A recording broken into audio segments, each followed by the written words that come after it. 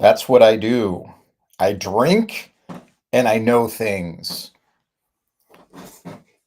Did Tyrion Lannister, did Arya Stark from Game of Thrones, did Sansa Stark have coaches? Did Luke Skywalker in Star Wars have a coach? Did Neo in The Matrix have a coach? Was Morpheus Neo's coach? Was Obi-Wan Kenobi and Yoda Luke Skywalker's coach? What happened? Where did we go so far off the rails? Years ago, I was at a crossroads and realized I got to change again. My entrepreneur experiments are not done. And I left the insurance industry after being asked to. I could have gotten another job, but I got to get out of here. 18 months was enough. And I really accomplished something when I did my project with State Farm. But then after that, working for Gallagher as a private client broker, not so good. And I thought I got to do something different. And I got into marketing analytics. I'd already been in marketing industry, so I knew it well. And then it happened. I got my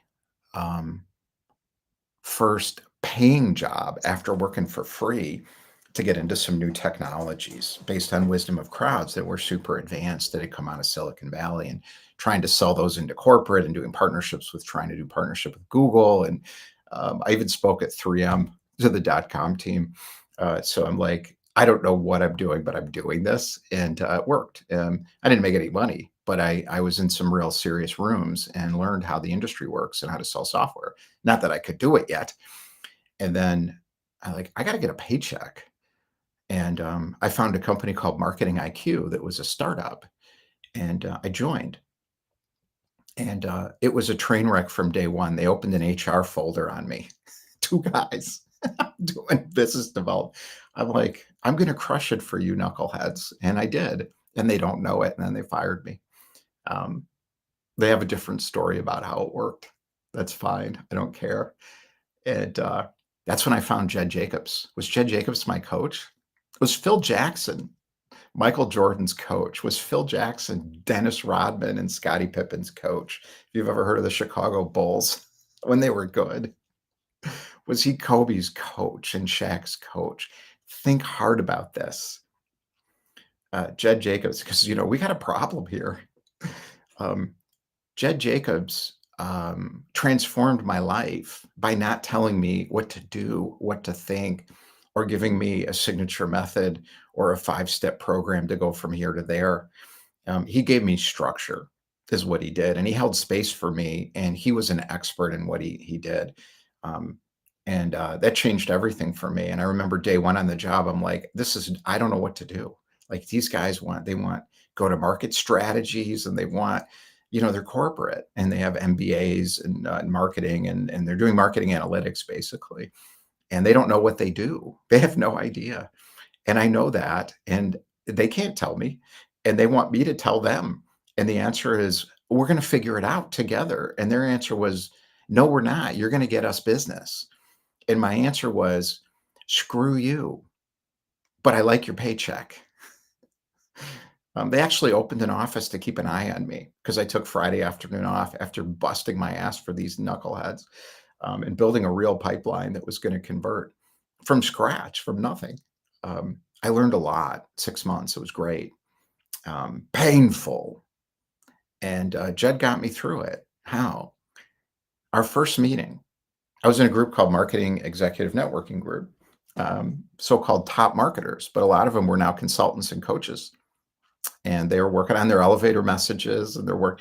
You know what? They had Rolodexes, because these were people who were successful in corporate, and a lot of them went to Kellogg or Booth or whatever. So I'm networking with these people again. Like, I have no business being there, but I did it anyways. And they let me in. So I'm like, thanks. And I'm paying. But I'd never been a marketing executive, but I could talk the game. And I knew the marketing industry cold from since the 90s. Um, so I think they believed me.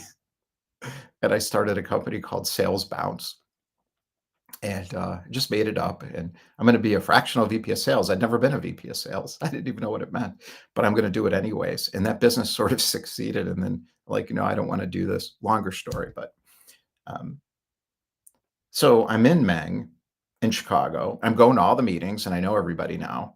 And they probably was like, what is this guy doing? I don't understand him at all. I'm like, I don't either, but I'm doing in the market. I'm iterating in the market, in action, in motion on ideas. And I seized opportunities as I saw them. And then I dropped them when it wasn't right. Um, Jed, what became my mentor, and I must have had 15 calls because when I put this out on the Meng system, everybody reached out and they had their signature method and they're explaining it to me and they had their 5 protocol steps to this and they did this and they worked in this and it's just like none of it resonated. And I thought, this is never going to work. And I met Jed.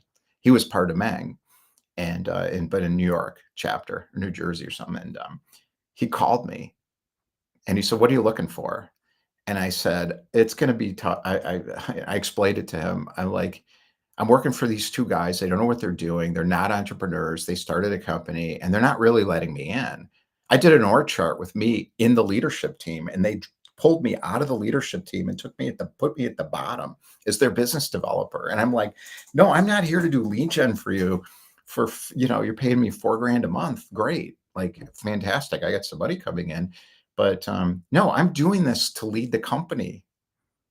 I'm not taking away from you guys. I'm on the executive team. They didn't see it that way. They didn't like business developers. They didn't understand what I was doing and they didn't see it as a real job. My job was to get them what they wanted, which was a ridiculous Willy Wonka scheme that they had no ability to execute on. And I did. And that's what Jed told me. And our first conversation was hilarious because he said, um, tell me about your business skills. And I told him, and he says, you don't have any business skills. And I said, what are you talking about? I built a distribution company. It was #1 in the country. I spoke at Reebok's and I'm telling him all my accomplishments. He says, but you don't have any business skills. And I'm like, what are you talking? He says, Larry, look, this is a coach, real one, mentor. He was an expert in business. And he said, let me explain this to you simply. You have no business skills. You're self-taught. You've been teaching yourself your entire life. You have no business skills. You have no career. You have no professional skills at all. You just figure it out.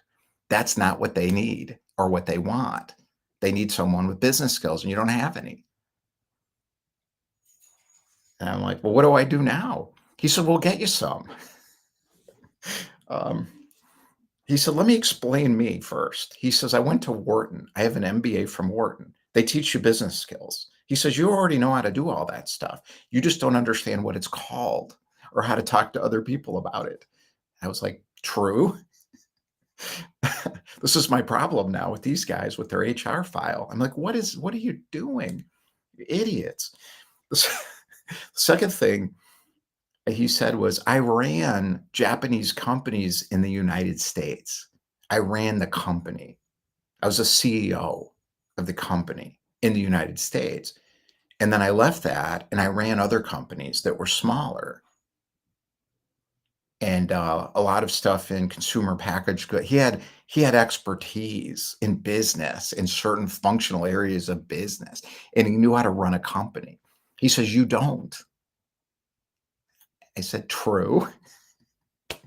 3, you have talent. There's something you know how to do that you've succeeded in. Now we're going to formalize this so you can succeed working for these people. And he said, it's possible this will work.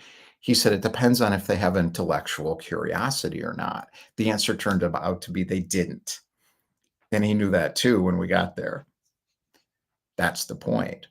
Most coaching advice today is designed to turn you into a social influencer, a sales network, or authority marketer.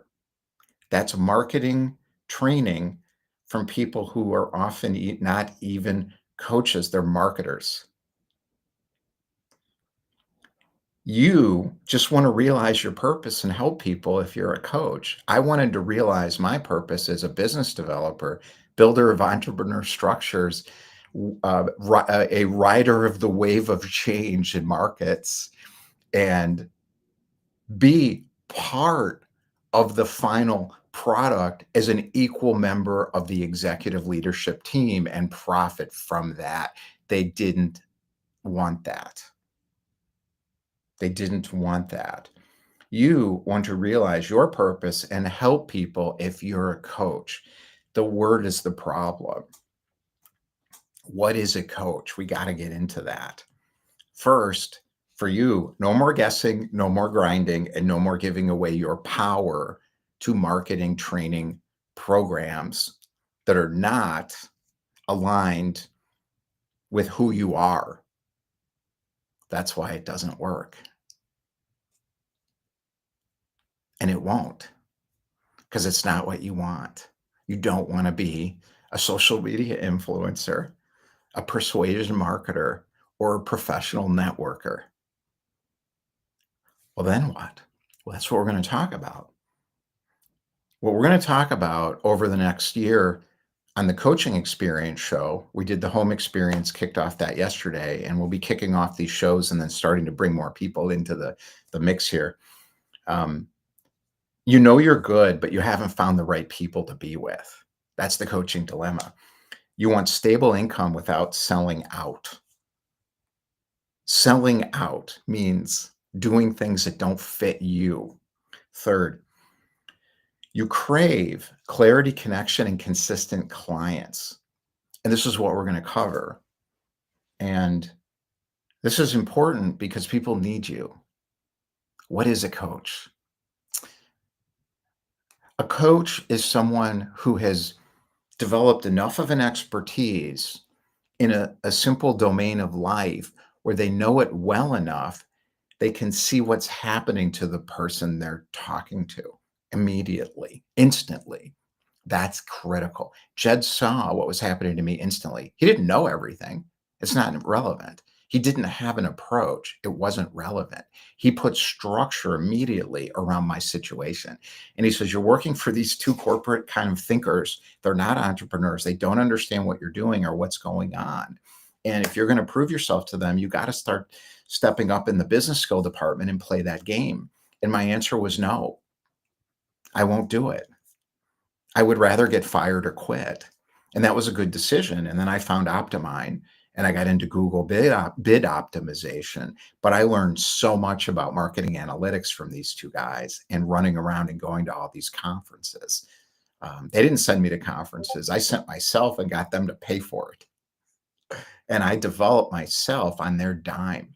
That wasn't stupid. That was smart of me to do that. And then they fired me after I closed a deal with a college in California, which was almost impossible to do because they didn't know what they did. It was very hard. Could I have done better for them? No, I didn't care about them. I cared about me because they wouldn't bring me into the inner circle. If we were going to do this together, I would have done anything for these guys. We would have been a team. That's what I wanted. That was up to them. They made their choice when they wrote up the HR file on me because I took Friday off. I'm like, no entrepreneur I've ever met thinks that way. Think about that too. If you take money from a VC,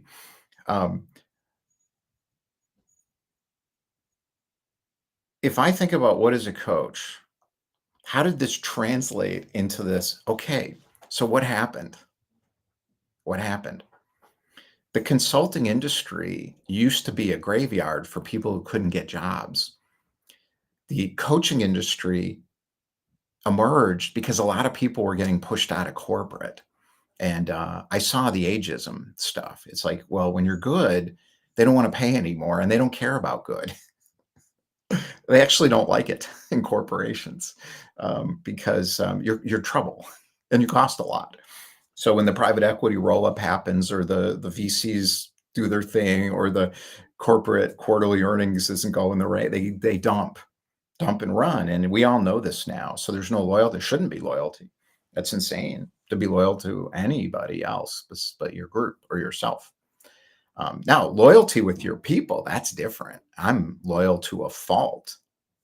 When we're together on something, I'll take the hill with you. And if you end up in a foxhole, I'm with you in that foxhole. I'll do whatever it takes to be with you, not to dump you because we're going through a hard time. That's how they think. And the coaching industry, if you think about where it was really inspired, I don't know the history of the whole coaching industry. I'm just talking about my experience of it, was Byron Katie. And when I discovered Byron Katie, I was like, this woman actually knows what she's doing. And then because I was around so many amazing coaches in these shadow weekend retreats I was in, I knew what coaching was supposed to be. So when I got into the bullshit coaching online stuff, the how to improve yourself industry, teaching people how to become marketers or influencers, audience plus income, that stuff, I thought, this isn't working for me. I started Solopreneur Inc. I did everything. So I fully exhausted the lane. That's why I can talk about it, because I'm an expert in exhausting those possibilities of creating a coaching business, because I'm not a coach in that way. If I'm a marketer, I'm not a marketer. I'm an entrepreneur creating something original. You got to know who you are. And I can help coach people, but I don't call it coaching, because it's mentorship for people who are already entrepreneurial in their ability. Otherwise, I won't do it. I can't take you on in a private client capacity. But we have the platform where we can help you. And our coaching team knows how to do this and can help you through this. And that's different. And it's because of holding space and helping you figure out yourself. How do you turn that purpose into a real paying business? How do you scale that in your own terms? Not the marketing bullshit stuff, but because you're good and you haven't found the right people. Why? Because you're marketing to them. If you market to people, you're going to find people who aren't the right people. We know this. You're not going to get stable income if you build a marketing machine, because that's not what it's for. Marketing is designed to keep extracting leads, prospects, build pipelines, conversion for companies that have to hit earnings targets. It's not to build a coaching practice or a consulting practice. It doesn't work because it's not what it's designed for. That's the problem. Now you're giving away your power to other people who are telling you what to do, and they're wrong for you. Who didn't do this? Steve Hardison. His wife, Amy, wrote a book about him, Ultimate Coach. Where did he learn this? Byron Katie, the real thing. And he's changed his life overnight. Now he's the real deal. He actually, I've known one of my roommates when I was in Paris, was Mormon. And like, what'd you do? He said door-to-door sales for 2 years. I'm like, think about anything harder than that. I've done it too, a lot of it. It builds character and strength. That's why they do it. And they want to spread the word of God. Okay, whatever. But, it doesn't matter what you're selling. You're doing it the hard thing. That's how he got good, Hardison. And Byron Katie changed everything for him because she taught him how to hold space. She has a method called the work. 4 questions. You really get a result. Because you're getting it through self-reflection. That's how he does it too. Who popularized that in a model? Prosperous Coach, Rich Litvin and Steve Chandler. It worked. They did not teach people how to become marketers. They taught people how to do the business side of coaching and the coaching service delivery in a way that worked. Now, the problem is today, that was a long time ago, and we're in a different environment online. Do you notice they're not all over social media? They're successful. They're living the life they always wanted. Is that where you're going to go? Yes, absolutely. And the model and the idea and the principles in Prosperous Coach are good, but the execution system doesn't work anymore for most people. Now, Rich Liffin's still very successful. He runs private mastermind group. He's got a great podcast. tremendous guy, helps a lot of people, but it's a lane. It's a lane. He's in a specific lane. But for a lot of people, it won't work. And the reason is that the skepticism and the hostility against marketing today prevents people from giving you 2 hours of your time. Of this is the model, is 2 hours of their time and your time to get to know you and experience. Oh, look, I get applause. I didn't do that. Is this? I don't know what's happening. So the issue is, what happens is I go to somebody and I say, look, I'll spend a couple hours with you and you can see what it's like working with me. And they're like, no. Why? Because they know it's a funnel. The marketing took over. The how to improve yourself industry took over the coaching industry. That's the issue. So I like the word mentor. I like the idea of holding space. I love the idea of purpose, heart-centered coaches, not saying it in your marketing copy, but being it. That's what they did. It worked. Now today, that model is not going to work for enrollment for most people. So what can you do instead? So let's cover the 5 areas we can start to think about. There's much more to this. And there's a whole bunch of us: Judy, Kane, Louisa Jovanovich, Ellie Meadows, Brian Muka, Jessica Skanes, Shine McLean. We're going to all collaborate together to help people get their coaching businesses where they need to be, so it really works for you. So you find the right people and you get to be good, you get to coach, you get stable income, and you don't have to sell out in the marketing stuff or networking or all that influencer economy. You get clarity, connection, and consistent clients from these methods because they always work, have always worked. Will it work for you? I think there's 5 things you can really think about, and it's very important you're in a room with people who treat you like an adult, like an equal, not in the audience. That's not going to work. So 1, identify the shared desire that aligns you with your clients. Now, we all have different perspectives on this. I'm just giving you mine. So what you're going to get is 1, 2, 3, 4, 5, 6 shared perspectives. Now we have 6 visionary founders in our group focused on business traction.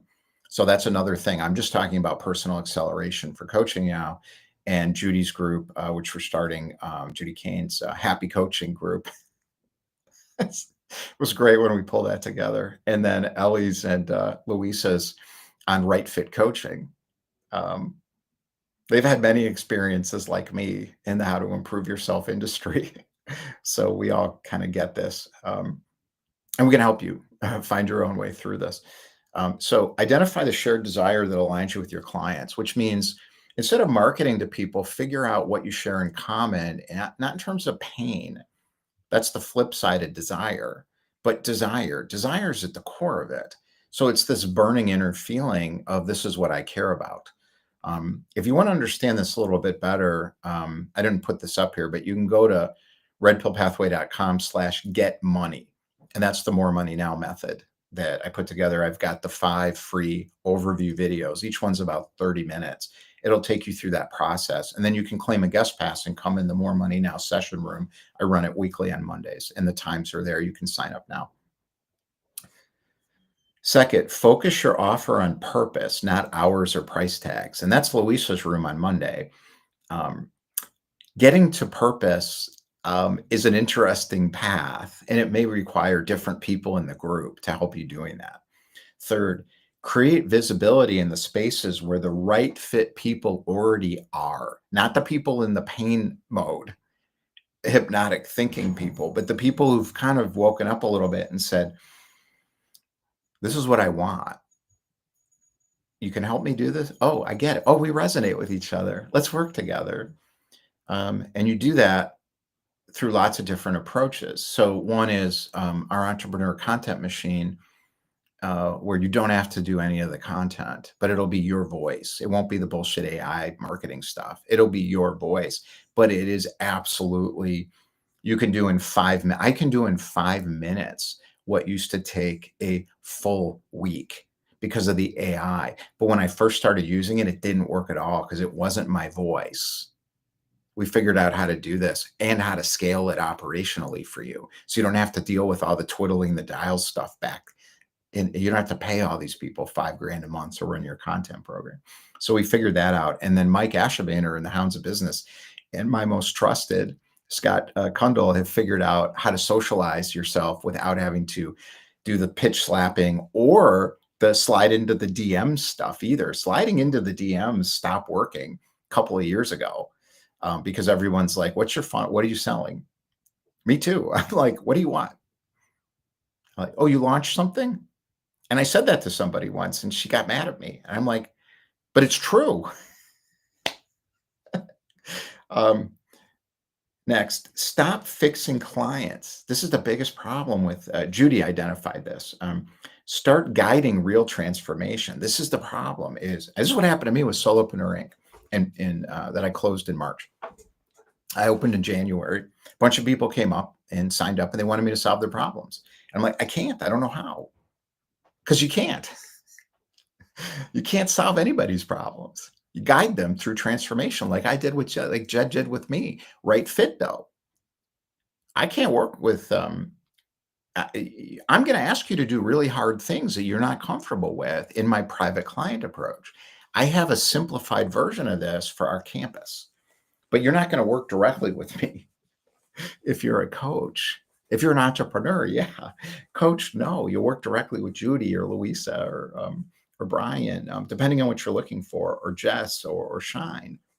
Well, Shine's more like me with the entrepreneur crazy, but she can help you get lifestyle freedom the real way, not being popular. So you get passive income that way. You get passive income another way. So stop fixing people. That's why they don't get a result, because you're trying to fix them, and then they're running away. It's a mess. This is the coaches who say, my people that I work with never get a result. It's their fault. No, it's not. It's not their fault. It's the way it's being done. It's dividing. It's too much to explain that. So next, build a business that reflects your values and provides real income. Why is it one or the other? It's got to be both. No compromise.